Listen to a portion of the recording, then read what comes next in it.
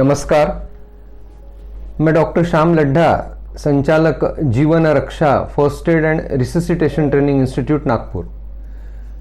मित्रों, अभी तक मेरे कई इन्फॉर्मेटिव वीडियोस आप तक पहुंचे हैं और आप लोगों ने उसे काफ़ी अच्छा प्रतिसाद दिया, इसलिए मैं तहे दिल से आप सभी का शुक्रिया अदा करता हूं। आज का मेरा जो वीडियो है वो हमारे रोज़मर्रा की ज़िंदगी में कई लोग इस प्रॉब्लम को फेस करते हैं और अधिकतर लोग इसे इग्नोर करते हैं कि ये तो माइनर चीज़ है, इससे हमें क्या प्रॉब्लम आ सकता है, ये तो हर अल्टरनेट आदमी के साथ होता है। तो ऐसा वो क्या प्रॉब्लम है?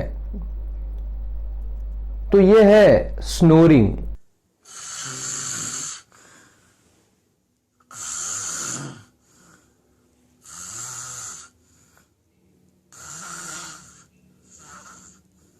मित्रों, आज का मेरा स्नोरिंग का वीडियो मैंने दो पार्ट में विभाजित किया है, पार्ट 1 और पार्ट 2।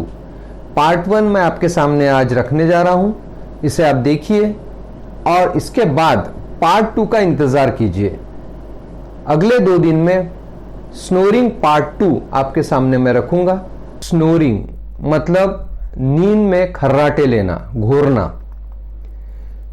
हमारे परिवार में ही कई लोग या स्वयं हम कई बार खर्राटे लेते हैं, जाने अनजाने में हमें पता नहीं चलता, हम नींद में रहते हैं, लेकिन इसका विटनेस ही, इसका साक्षीदार वो होता है जो हमारे रूम में सोया है, जिसकी नींद डिस्टर्ब हो रही है हमारे इन स्नोरिंग के वजह से, खर्राटे लेने की वजह से।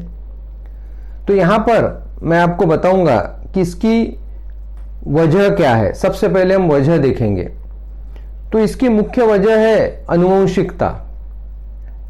सभी लोगों में नहीं होता है, लेकिन कई लोगों में ये माता पिता अगर खर्राटे लेते होंगे तो बच्चों में खर्राटे लेने का ये प्रॉब्लम होता है। इसके बाद दूसरा होता है ओबेसिटी, मतलब मोटापा। मोटापे की वजह से लोग खर्राटे लेते हैं।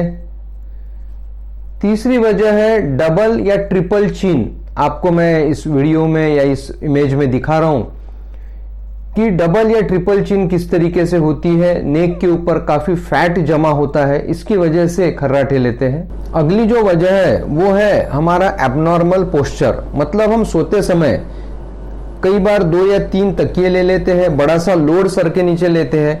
इस वजह से हमारी नेक ये फ्लेक्स हो जाती है और नेक फ्लेक्स होने की वजह से भी कई बार मनुष्य खर्राटे लेता है। दोस्तों, इसमें एक मेडिकल वजह भी है जिसे हम कहते हैं एयरवे ऑब्स्ट्रक्शन।